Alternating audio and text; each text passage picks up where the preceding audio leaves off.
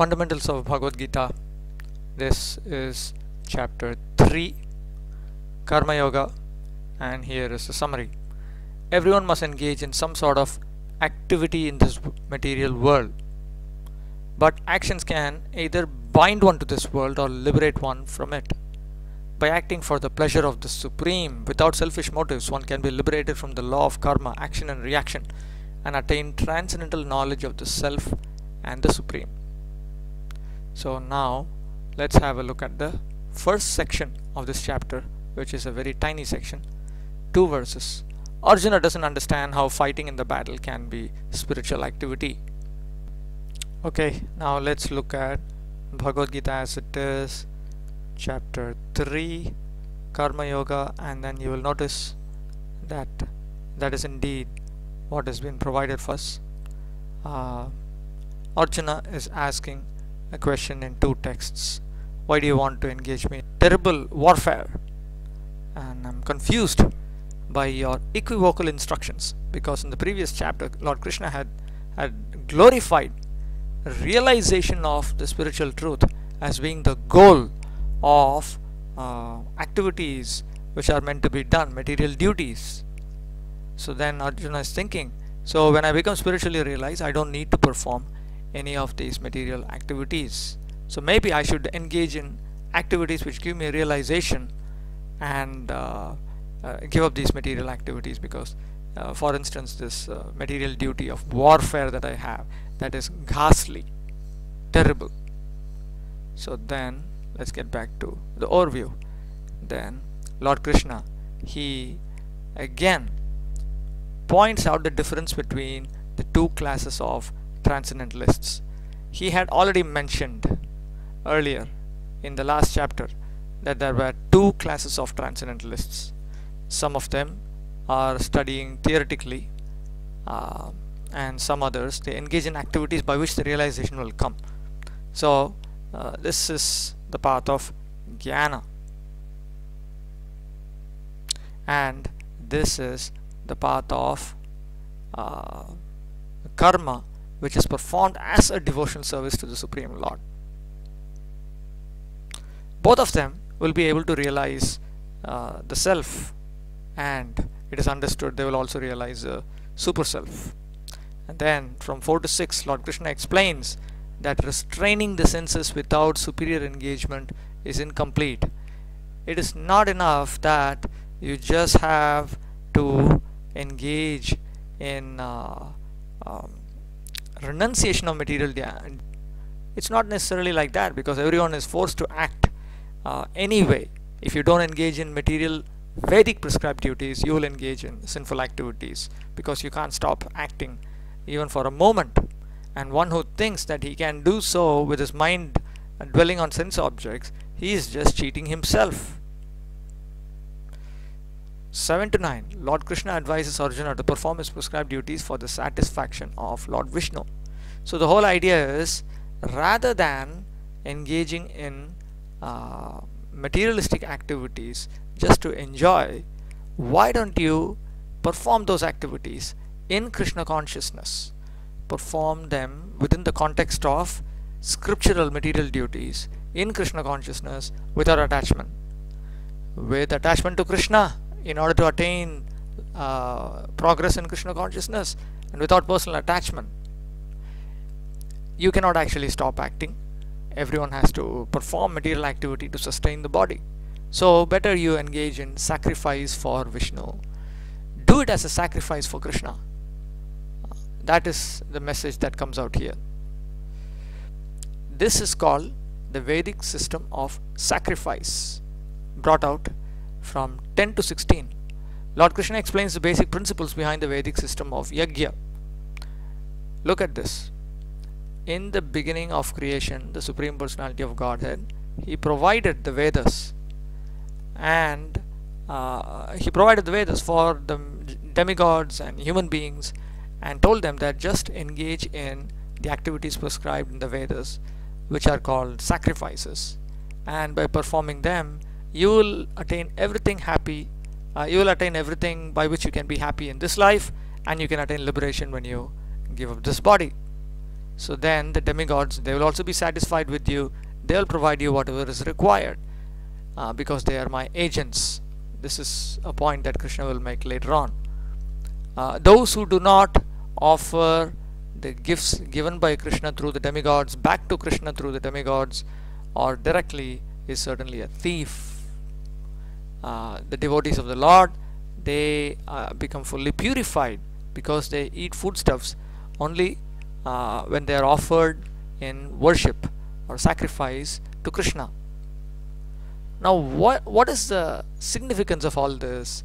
The idea is we ultimately require food grains. Annad bhavanti bhutani. Now food grains, how are they going to come? They're going to come from rains. You cannot manufacture rains. And how do you get rains? You have to engage in activities of obedience to the Supreme Lord. You have to engage in sacrifices. Now, in order to perform these sacrifices effectively, you have to accept the entire framework of dharma, without which the yajnas will not produce results. Those prescribed duties are provided in the Vedas, and the Vedas are directly manifested from the Supreme Personality of Godhead. So the idea is that the Supreme Lord, He is the goal of these sacrifices. So one who doesn't follow as a human being Vedic sacrifices, his life is simply sinful, and it's a waste of time, because he is simply going to suffer more and more and more. And then Lord Krishna from 17 to 29 points out, okay, if you are self-realized, you don't need to perform these material prescribed duties. That's true, but even then it's good to do. Lord Krishna advises that although self-realized persons need not perform prescribed duties, they should do so just as even he does, to set an example for ignorant persons. One who is fully God realized, one who is taking pleasure in the Supreme Self, for him there is no need to perform any material prescribed duties. That person is not going to gain anything from performing his prescribed duties, and he is not going to lose anything by not performing such prescribed duties, because he is already self-realized.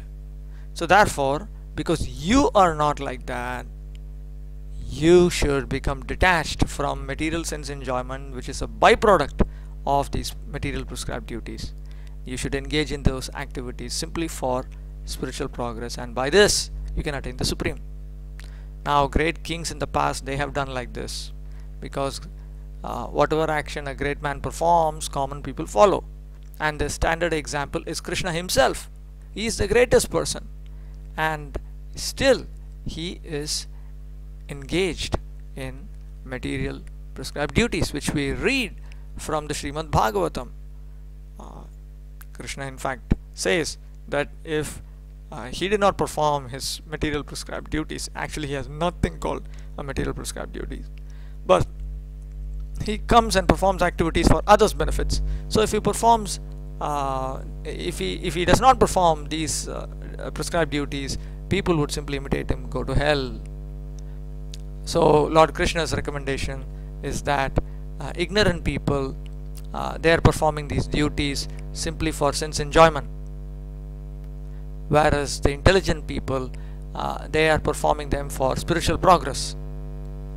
And even though one may be spiritually realized, one does not need to engage in these material duties. Those who are absorbed in spiritual duties need not perform so much material duties, but nevertheless, if they do so, it will help others, because this is a long current. There's a long current of material activities that we have been engaged in under the influence of false ego for hundreds and thousands of lifetimes. So it's not easy to get out of it merely by theoretical knowledge. So the person who is in knowledge of the absolute truth, he knows that I should not engage in sense enjoyment. The ignorant people, they engage in material activities merely for material happiness, but the intelligent people, They should not disturb these people, even though these are material duties, and material duties are quite inferior to spiritual duties. Even though they are material duties, the material duties given by Krishna, and swadharma, when performed with common dharma of devotional service, it will help them gradually. So there is a logic in this.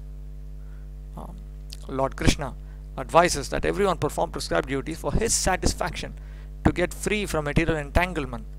Those who don't are doomed to ignorance and bondage. So the idea is that you must engage in all these material activities for my pleasure, not for your pleasure.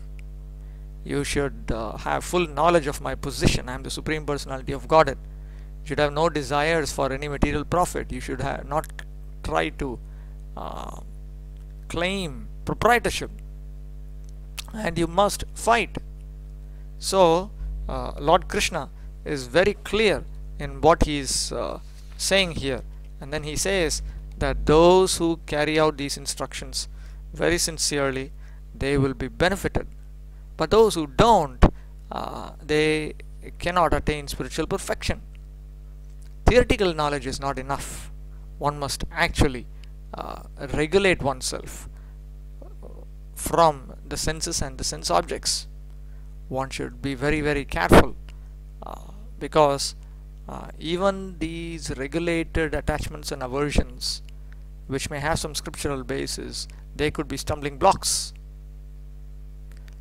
Therefore, one must engage in Krishna consciousness very seriously while one is carrying out one's material prescribed duties, one's own material prescribed duties, and not another's material prescribed duties. So that then brings you to the next section, 36. Arjuna inquires about the cause of perverted activities against the authority of the Lord. Why do people engage in sinful activities? This is the essence of the question. And Lord Krishna, he gives an answer. He says that actually it is lust which bewilders the conditioned soul. Lord Krishna describes the workings of lust as they bewilder the conditioned soul. It is lust only, Arjuna, which is a product of the mode of passion. Notice that lust is considered to be the all-devouring sinful enemy of this world. It is sinful, it is all-devouring. Just as fire is covered by smoke, as a mirror is covered by dust, or as embryo is covered by the womb, the living entity is similarly covered by different degrees of this lust, which is never satisfied and which burns like fire.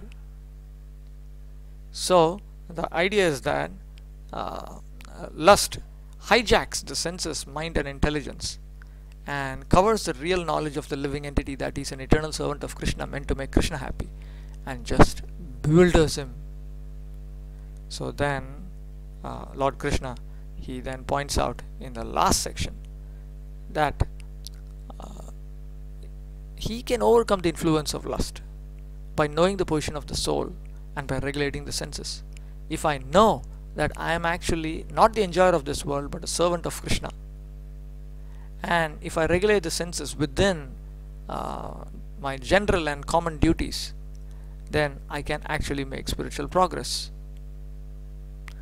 Lord Krishna first of all points out a hierarchy: dull matter, working senses, mind, intelligence, and finally the soul. You notice this, the soul is higher than even intelligence.